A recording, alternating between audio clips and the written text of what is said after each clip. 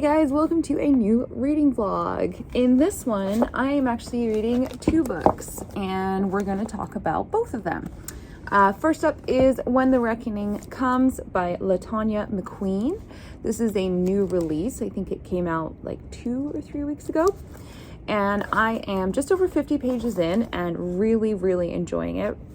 The premise of this book is: more than a decade ago, Myra fled Kipson, her small, segregated hometown in the South, to forget. With every mile she traveled, she distanced herself from her past, from her best friend, Celine, mocked by their town as the only white girl with black friends, from her old neighborhood, from the eerie woodsman plantation rumored to be haunted by the spirits of slaves, and from the terrifying memory of a ghost she saw on that terrible day when a dare gone wrong almost got Jesse, the boy she secretly loved, arrested for murder. Now Myra is back in Kipson to attend Celine's wedding at the plantation that has been transformed into a lush vacation resort. Myra hopes to reconnect with her friends, especially with Jesse, so she can finally tell him the truth about her feelings and the events of that devastating long ago day. For all its fancy renovations, the Woodsman remains a monument to its oppressive racist history. The bar serves antebellum-themed drinks, entertainment includes horrifying reenactments, and the service staff is nearly all black. The darkest elements of the plantation's past, that slaves were tortured mercilessly, have been carefully erased. As the weekend unfolds, Myra, Jesse, and Celine are forced to acknowledge their history together and to save themselves from what is to come. So far, we're just sort of learning what happened in the past with Myra, and her and Jesse went to visit the old plantation house before it was renovated when they were kids. And while they're there, Myra sees what she thinks is perhaps a ghost of a man covered in blood standing in the window. And a few days later, the police find a body in the woods behind the plantation, and they find a lot of DNA evidence that Jesse was there in the house, which he was. He was there with Myra. And so they immediately arrest this kid, and Myra is racked with guilt because she knows it wasn't Jesse, and she saw that stranger there that perhaps was not a ghost but a real person. And when she goes to the police, obviously they don't listen to her because she is a young black girl. And it's only when she tells them to call her friend Celine, who is a white girl, that the police finally listen, and Celine confirms that Myra and Jesse were there hanging out and there was no way that Jesse killed this person. And Celine is getting married at the plantation, and Myra is heading back there right now, and she has just showed up at the plantation. And I wanted to read this part. People gathered and followed along the path. A busload of children emptied into the parking lot, and they ran past her, hurrying to beat everyone else inside. The chaperones called after them, and Myra heard their accents, German, and a profound sadness came over her at the realization that this place would be their only experience of this history. A whitewashed house and grounds cleansed of the lives of the slaves who built them. And I know over the past few years, it's been in the news a lot about these plantations that white people are, renovating and turning into wedding locations and fancy restaurants, museums, and basically continuing to take away land from black people and whitewashing it for history. And so I'm really excited to continue reading this and hopefully understand more about what that feels like for black people and what's going to happen at Celine's wedding. I'm curious. So yeah, first book. Second book, We Germans by Alexander Starrett. This is a book about a grandfather who is writing a letter to his grandson all about his time in the German army during World War II.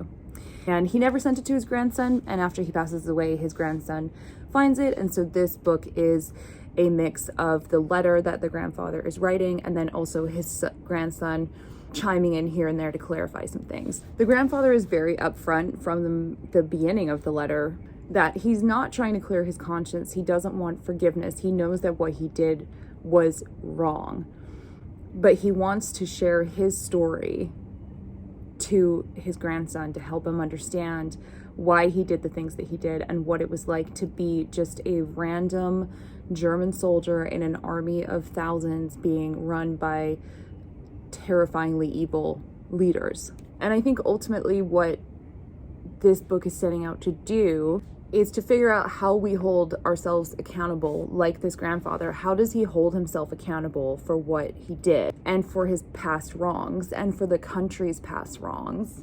And how should he acknowledge and atone for that? So it's It's not light reading. It's a war book. There's a lot of fucked up things going on in here. But one part I wanted to read that I found really interesting was the grandfather was talking about how when they were invading Russia, the army was not supplying them with enough food, and so they were told to just forage for food while they were out there. But what that really means is steal from the poor Russian farmers, take all their food.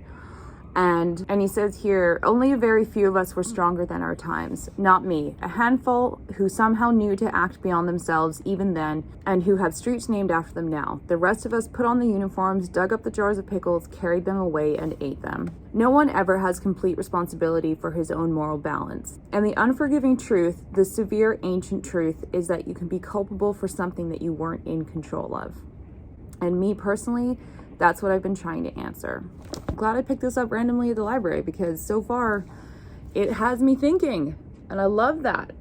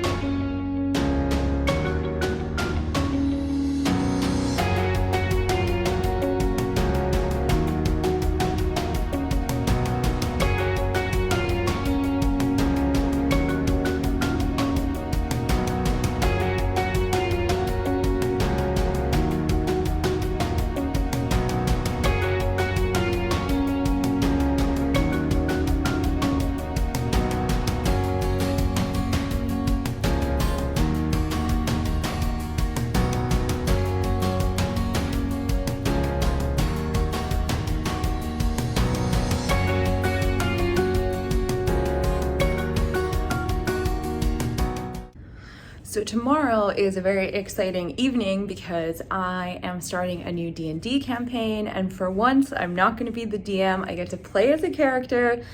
I'm so excited. And so I wanted to put together my character on me because I find it's easier to kind of play the character when you're in the character's costume basically.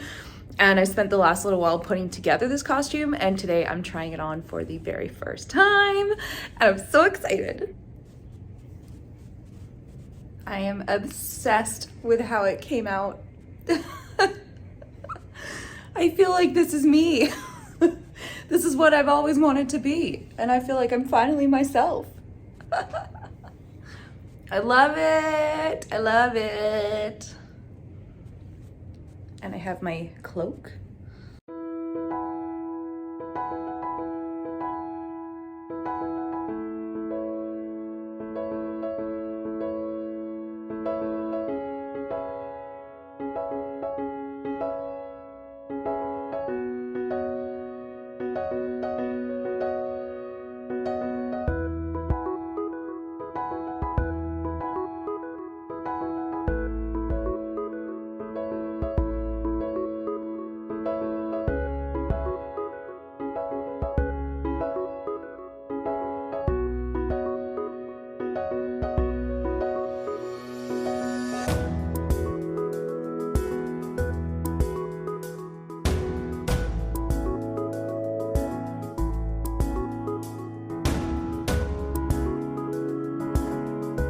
So I just got back from the library, and it was really funny because while I was there, they had a power outage, which I've never experienced before in the library. And like all the lights went off completely. And I was like, oh my God, like, do I get to spend the day and night here? And then like the emergency lights kicked in and it wasn't as dark. And then maybe 5 minutes later, the power kicked back on. So it wasn't very eventful, but it was kind of cool to be in the library in a blackout. I was like, ooh, I need like a lantern that I could carry around the shelves. I also wanted to check in and let you guys know that I have read, I'm on page 164 of When the Reckoning Comes, and I'm not going to share any more information about it because spoilers, but it is turning into very much a horror novel. There's some possible ghosties running around this plantation, and it's getting pretty like intense. Like there's some pretty like bloody, gory scenes in here. And it kind of feels like maybe ghosts from the past are going to revolt against the rich, drunk, annoying white people at the plantation, and I'm very much here for that. And then We Germans is still a very complex and amazing read. It's just, I mean, it's fascinating. Like, anytime you start to feel kind of like sorry for this little group of soldiers, something really fucked up happens that they'll do, and you're like, oh right, these are German soldiers.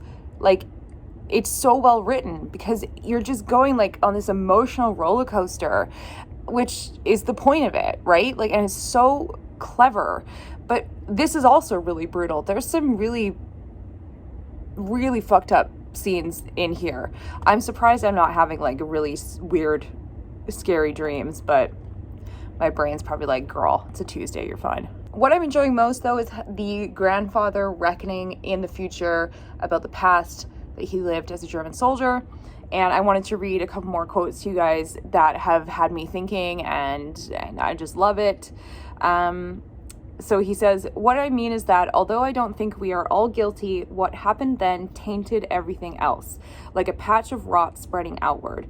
Shame is not like guilt. It's not a matter of reparations. Those people are dead. The ones who are my age, their children and grandchildren were never born. Shame can't be atoned for. It was a debt that cannot be paid.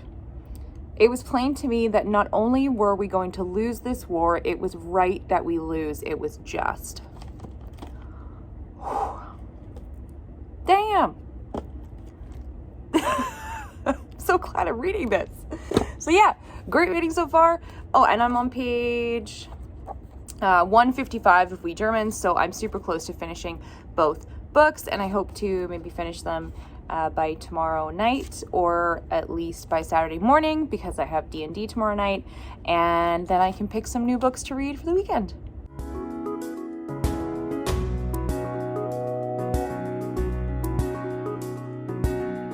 I'm officially finished both books. I finished this one last night, and I finished this one just now on my lunch break. And both are absolutely 5 out of 5 stars. Both are horrifyingly real.